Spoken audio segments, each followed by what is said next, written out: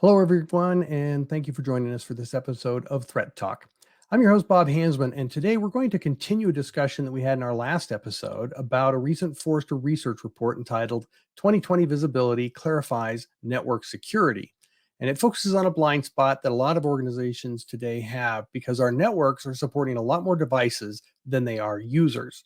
But this is a problem for both the security team and the networking team. So we have with us our resident networking guru, Bob Rose, a principal PMM at Infoblox, to help us get into some of this. Thanks for being back with us again, Bob. Hey, Bob, thanks so much. Again, it's great to be back to talk about this Forrester Research primary study that was done and focusing specifically on how network visibility and integration can improve security. Now, we talked a lot about some of the scenarios in our previous episode that where this network data can help both in just having your tools automatically be able to block more things because they have more context and you can more confidently say, yeah, this is when you have to have a policy to block. But the real challenge is historically, the network team and the security team have not always been the best of friends. So, what did the report have to say about them getting along? Did Forrester uncover any softening of these attitudes between the groups? Yeah, that was one of the key focal points of this Forrester report. Interestingly, the study really assessed IT decision maker insights globally. We looked at 423 different respondents, specifically on networking and security relationships. And one of the key questions that was asked was, okay, if you're looking 3 years ago versus today, in terms of two characteristics, one day-to-day operations and the other is collaboration when buying IT solutions. It was really interesting to see what they said. um, while steps have been made to improve integrations within IT groups, further progress is really important. And according to those decision makers surveyed, security and networking teams are nearly twice as likely to say that they're fully integrated for day-to-day operations and when buying solutions than compared with 3 years ago. And I thought that was really interesting.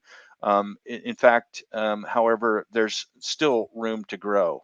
And I think one of the interesting statistics that are brought out in this report is that almost 80% found an integrated solution that benefits both networking and security would be appealing or very appealing. So solutions that improve visibility are really in high demand.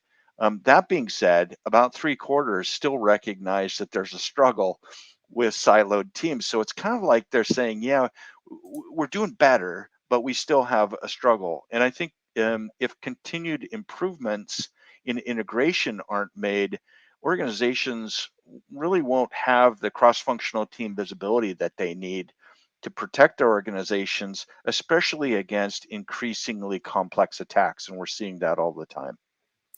Well, and I also know that, from what I was looking at and what I've seen in the field, at the higher levels, your directors and your VPs, they've known about this need to work together a little bit better. But a lot of the trouble comes down when, I tell my security guy, yeah, you're going to need that. Go talk to this person because I met with you and you had your networking guy and said, yeah, this is the guy who knows all that. Have your security people talk to my security or my networking people talk to your security people. And so the managers try to put them together, but they haven't all learned how to play nice. Mhm. Um, and they haven't quite caught the vision the farther down you go because they're dealing with the day-to-day challenges of, yes, I see that you're telling me to do it this way, but if I do that way, then it's harder for me. And neither side is really willing to take on a little extra burden to make the other side's job that much easier if they don't have to. Would that be kind of what you're seeing as well? I think so. I think that's what's coming through with this report too, from the standpoint that, look, a key to improving integration and collaboration among networking security teams really involves a changing mindset. It's almost like what's good for the organization. And that's difficult because people have history, and historically there have been silos. Historically, there have been segments. Historically, there's been the way that we've always kind of done things.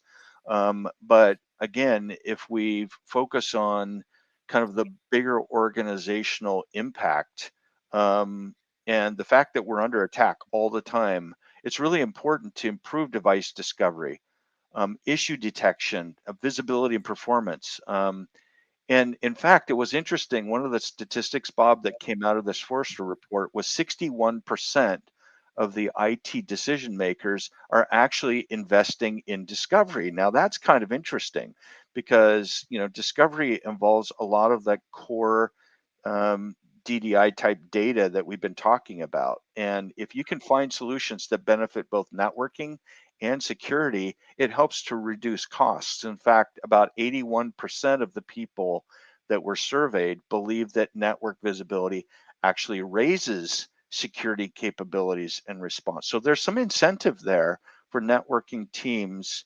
and security teams to be working together. Well, and I see two benefits to this. Number one is that, we're definitely at a point globally where people are worried about recessions and companies are cutting back. I've been reading a lot of reports about um, they keep calling them big tech companies, but it's pretty much any company that runs with a computer at the front desk, because some of these are retail chains and so forth. But because of the economy, they're cutting back and they're trying to figure out how to get more out of what they've got.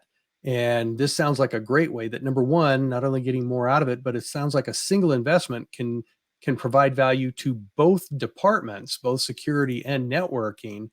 That's gotta be a plus, for them from a management and financial standpoint.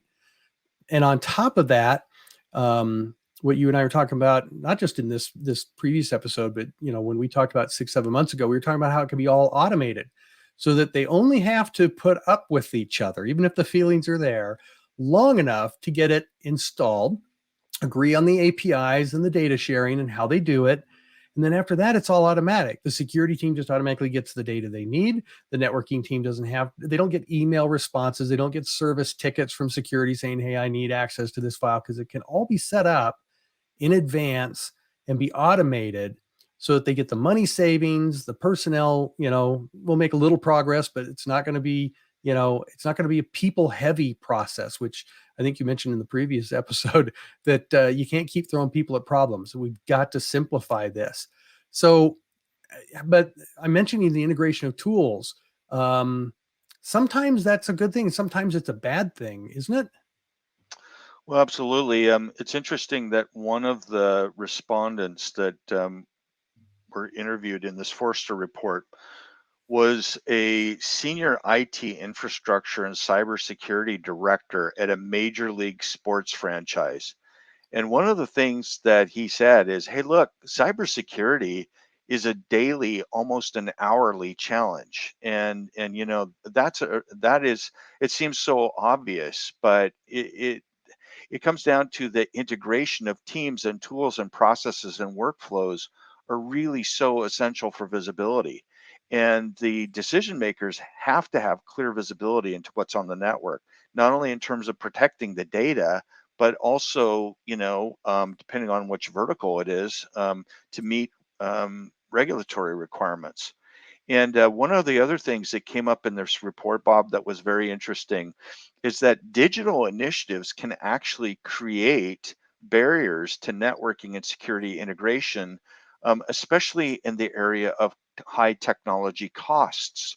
Of those decision makers that were interviewed, 51% surveyed recognized that high costs are one of the top challenges. And this same IT infrastructure security director for this major league sports franchise actually had a more forward thinking approach to it, and they began hiring people that had requisite skill sets kind of on both sides of the fence. And so he said, look, the people we hired were basically masters of pretty much everything that we need, and they've proven themselves. So we don't really have a distinction between the network and the security um, focus. It's really the same people working on all of it, and I think that that's a really interesting perspective. It's very progressive and something I think could be helpful. Well, definitely. I know Gartner, the concept of SASE has evolved quite a bit since they first introduced it almost 2 years ago here. But the original precept was security, in order to progress, needs to get along with networking, that it requires both disciplines, and that they need to coordinate better. And that's what SASE originally was defined as: tools and systems to improve integration. And as the report points out, the problem is that if you're siloed, that's one thing, but then you try to automate, as we talked earlier, but the tools themselves don't really, they integrate enough they can check the box, but that's all they can do. I mean, there's so many security tools out there. So, oh, yeah, we can integrate with your SIM, and we can integrate with your, your trouble ticket system, and that's it. That's all they do. But I think in the last episode, you gave examples of where there are tools out there that when they see something, if they know enough to block it, okay, block it. But maybe they don't know enough. Instead, how about if they triggered something like a vulnerability scan or some other tool? The concept of APIs, which right now there's a whole nother thing on API security, but APIs are really, I think, the solution that people need to start looking at. All of your vendors, they're going to have partners, and they're going to do a certain level of integration with them. But the skill sets, like this guy at the Major League Sports company organization, they were talking about, they've got these jack of all trades, and these are the guys who and gals that know how to write scripts and get things connected and automate things, because I've met a lot of that breed. I find that people that are overly specialized, that's all they want to care about. They don't really want to have to get into the big picture because, sometimes they're having to deal with politics or something. But the ones who love to know it all, connect it all, they are creative. And it sounds like the report's saying we need to do that. And that's where the report really helps out. And as we promised people, the report talks about some of the things that we need to be looking at for 2023. So here we are at the end of 2022. Both sides are starting to see the benefits, as you mentioned, the survey polls out. But I've seen a lot of surveys where everyone seems to agree that they should all do X, but when it comes time to spending the money, they actually choose different priorities. Everybody says, "Oh yeah, I think that's a great idea. Are you going to spend money?" Well, not me. No. So, where are these organizations actually planning to spend money? Did you get into that in this survey? Yeah, and it's funny you bring that up because the thing that comes probably to everybody's mind based on what you just said is, okay, show me the money, right? Because that's really where the rubber hits the road, the action. It's one thing to talk about it; it's another thing to actually open up your checkbook and write a check. And so, I think one of the things that this report brings out is that of those surveyed, 97%, like that's substantial, have either already invested or they're planning to invest in new tools in the next 1 to 3 years. And so spending money on it is something that means that it's a priority. And also the survey report brings out the fact that 61% think that their organizations should invest more money in discovery for full visibility.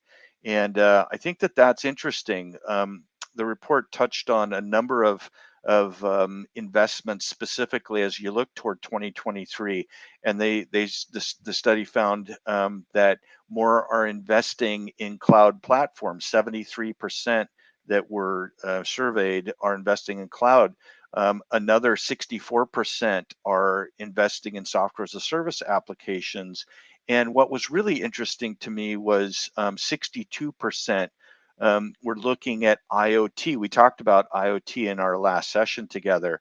And that's interesting, especially as you think about that number. 62% seems high, But if you consider the types of folks that were interviewed in this survey, there's a lot of manufacturing, there's a lot of real estate companies and so on. And you touched on it, Bob. It's automation. How do you automate? And perhaps APIs, as you just mentioned a moment ago, is certainly a way to do that. Not all APIs are created equally, right? And so I think another thing that's really important, this report also brings to light that investments are really driven a lot by use cases like security investigations. Those surveyed, 60% said security investigations, motivate their investments. Troubleshooting is another area. 55% were investing because of troubleshooting, and then discovery of what's on the network. And again, those numbers really indicate that visibility is high. And so again, 61% was a number that this Forrester report brought to light. That was actually exciting for me to see because a lot of the early investments in, software as a service and cloud solutions, it was all based around the fact that, hey, if I want to bring in an appliance or I want to install software on a server inside the organization for security, I'm a security guy. And if I want to do any of those things, I now need to go negotiate with my nemesis, the networking team. Mm-hmm. But if I buy it as a cloud service, they don't care. At most, I might have to just warn them that, hey, we're going to have a little more bandwidth because we're going to be sending all of this kind of data out to a cloud service for a particular security need that we have. And there wasn't a lot they could do, but now we're at a point where so much of what the organization depends on, either mission or business critical applications, are becoming more and more cloud. I don't think very many organizations will ever go pure. It'll all be hybrid for the vast majority of us. But because of that new reality, and some of this was pushed by pandemic and all that, the whole nature of the network and the applications and the cloud, IT's decided that we need to be able to see and understand and be involved with all of it. And that's where security has also been saying, yeah, but if it controls or maintains or sees or anywhere accesses anything of interest to the company, we need to see it and control it. Mm-hmm. And so the two organizations, the realm of what they were responsible for has exploded as well. Cloud used to be a way to get around IT, but now IT's getting involved. But as you mentioned, so that's kind of the macro level changes. What does the report actually say about what's driving these kinds of investments? Yeah, and that's another key thing, and why I think our audience ought to take a look at this report. Get a copy of it for yourself because it's really interesting. 58% said investment is addressing lack of automation.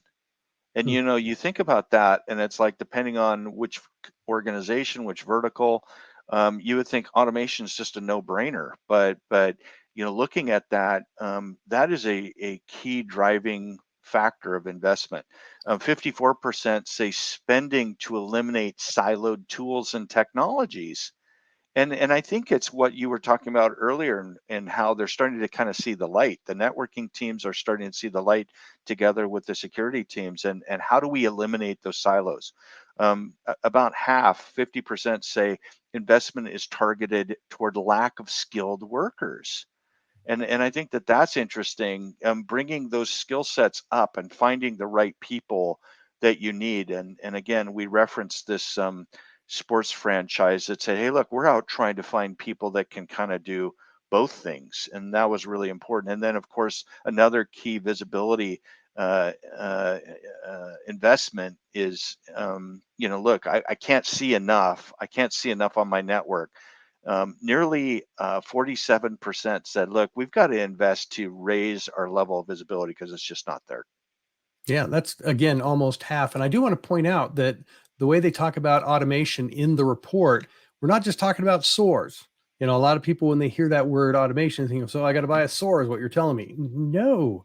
Today, so many of your applications, they have APIs available. Some of them actually have massive capabilities for and guides on how to integrate them with different kinds of tools. Some of them are fairly limited, some are very open, but you don't need a SOAR for all of this. So depending on your organization, you may or may not need a SOAR, and depending on the app, because you wouldn't use the SOAR for every kind of integration. Some integrations are pretty straightforward. But when we talk about how broad this could go, what are we going to integrate first? What are we, where do we need to, eliminate, which silos are the first ones we want to get rid of, that kind of thing. What are the areas that the networking and security people agreed on? This was something I really liked. There was a great chart on this. Mhm. Yeah, over 80%, 81% thought that better visibility improves security and response capability. So if you're investing in visibility, that has tangible benefits directly to your security and your security response, and that's substantial. Like both sides, if you look at it from that perspective, are saying that. 77% said, look, we would invest significantly in solutions that benefit both networking and security teams. And I think that's one thing that gets back to the whole barrier around cost. If we can invest in something that lowers our cost but benefits both teams, that makes sense.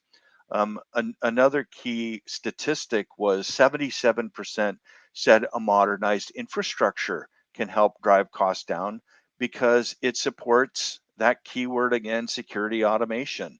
And I think that's substantial. When you're getting up around 80% of both teams agreeing, those key areas, visibility for security response, investing that benefits both teams, and modernizing your platform so that you can drive costs down through automation.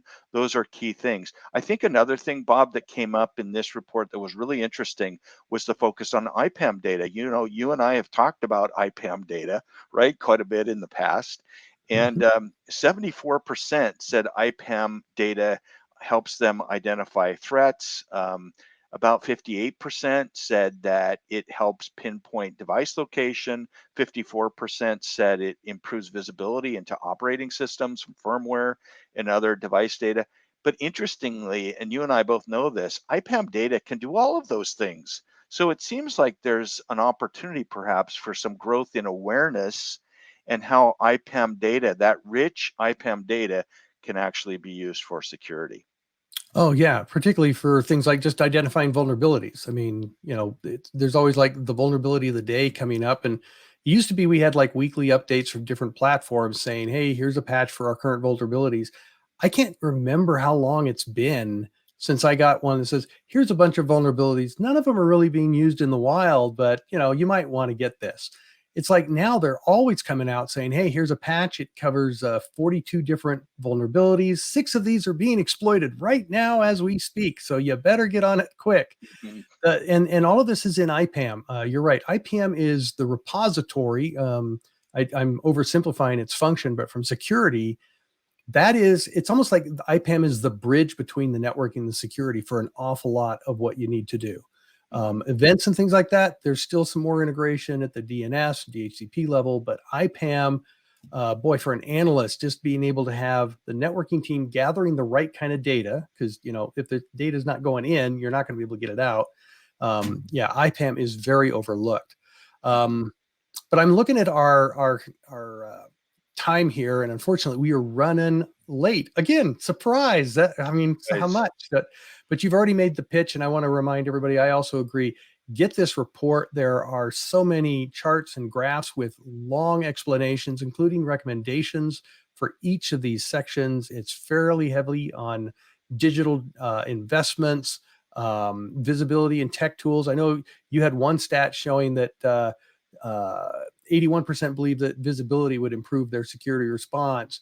But there was another stat in there that 97% said they are investing in new visibility tools.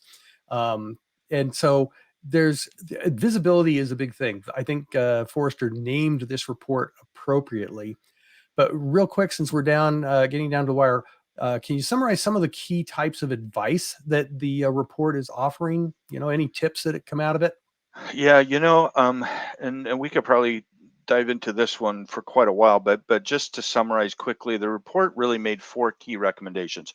One is build zero trust with an identity-centric approach, and that meant looking at your policies and your controls, setting up micro perimeters to connect yet protect data and people on devices and workloads and networks. That's really important. Another one that they brought up was standardize and minimize to reduce the infrastructure and the operational complexity. As we mentioned on this call, on this podcast, and also on other ones, things are so complex out there. There's so many different options. What if you could standardize and minimize and reduce some of that? And that's important. There were also a couple of other ones that I think are worthy of digging into. One was educate before buying, and that's interesting. We should talk about that one in just a moment. And then also ensure that your cross-functional teams are leveraging the same visibility data. And I think it's important to consider these last two: educate before buying and make sure that you're looking at the same data. A lot of tech team members don't really know the full capacity and capability of their existing tools. And new tech, oftentimes, as we know, Bob, is added to solve certain challenges that may already exist. And the key is let's get our folks trained on current solutions so that they know how to utilize those features and functionalities before you have to go out and buy something new. I mean, that just, it seems like common sense. Get your folks educated.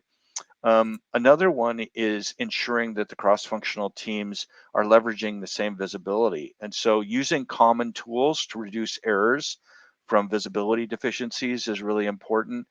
Aligning those teams to the same goals with measured metrics, that's important. And also building an agile, adaptive environment for business and tech changes that both benefit the networking teams and the security teams. I think those are some really good suggestions, recommendations that are coming out of Forrester.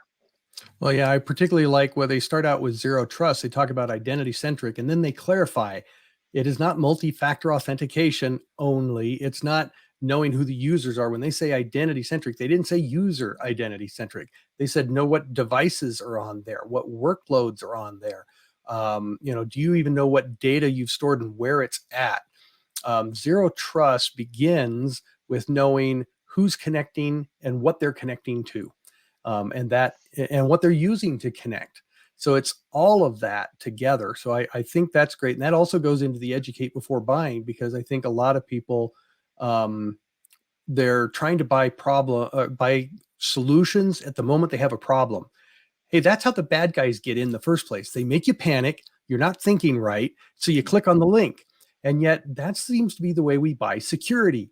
Oh, crap. We had a big breach. Now there's this big panic. We need to figure out how to prevent that from happening. Well, so and so company, they seem to have a solution. Well, let's buy it and get installed. um, the knee-jerk reaction. Unfortunately, that's the joke in security, because, and it's funny because it's true. When do people buy security solutions? Right after they've had a breach. Mm-hmm. We need to stop that. Get educated beforehand. Have a plan in place. I think it was really great. I talked to a couple companies when the pandemic hit, and they said that they had almost no problem responding because they had been planning on doing this. They had a 3, 4, 5 year plan for shifting to remote work more. They were already planning on that. Pandemic hit, they just brought out the plan, just fund it. They just showed it to the boss and said, all you need to do is fund it. So yeah, no, this is, I really like the report. It goes into a lot more detail than we have here, but then of course we didn't come online to read the report to everybody. We just came to give them a tip. Um, and unfortunately we are almost out of time. Do you have like a maybe case study you want to summarize Yeah, from somebody who did this and saw the benefits? yeah. Interestingly, there was actually a global meteorolog I can't even say it, a weather service. Let's put it that way. There was a global weather service, and they had over 500 employees. And this is one that's serving really the entire planet, in 1.5 billion people, and they needed to deliver greater visibility and scalability and security against malware and ransomware. and they have all of these partners and affiliates that want to carry um, their weather data across mobile apps, and they were coming to them and saying, "Hey, what are you guys doing to help us, avoid attacks because of things that are associated with your service?" And the idea of, okay, we know that these security threats are going to happen, and there are heightened demands for security protection that was happening everywhere. So they actually came in and raised the whole insight into this DDI metadata that we've been talking about. They focused on ecosystem solutions to protect their partners and their affiliates and the end users from malware and cybersecurity attacks. And so it was a case where the networking team and the security team kind of came together and say, okay, yeah, we see the value of this and we need to work together as an organization to solve that problem. And by doing so, they were better off because they could detect faster, and they could also assure their affiliates and their partners that they were doing something about it. And that was really, really helpful for strengthening and intensifying their system-wide visibility and security. Yeah, and I like that example because it also involves a lot of third-party vendors, partners that, I mean, it wasn't just one way. They're sending back statistics. When you're going to send somebody a lot of your data, you're gathering something back in return. So that's how these apps and things work. So it was a two-way street that they were also making it so that they could continue their model of working with partners and yet making it safer for everybody. So I really like that. But unfortunately, Bob, as you and I always do, we run out of time. So I got to thank you for your time. And sure, we're going to have you back to maybe go into some more of this at another time. So thanks again, Bob. Hey, thank you. And just a reminder for everyone listening, download your copy of the Forrester report. This is the 2020 Visibility Clarifies Network Security. It's a great report. Get your copy. And Bob, again, thanks for inviting me back. It's always a pleasure. And I want to thank all of our viewers and listeners for your time as well. Join us again as we continue our efforts to help you stay on top of cybersecurity and ahead of cyber risks on Threat Talk.